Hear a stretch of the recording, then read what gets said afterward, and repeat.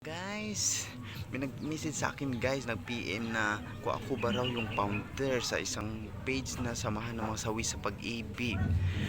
Na-message siya sa akin doon guys about sa sitwasyon niya sa pag-ibig guys. Kinuwento niya yung mga nangyari sa kanya na naranasan niya sa kanyang partner.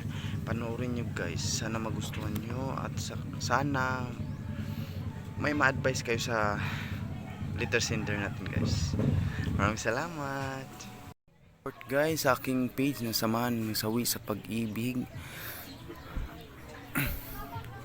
Kung kailangan nyo ng advice, mag-message lang kayo sa akin. Maraming salamat guys.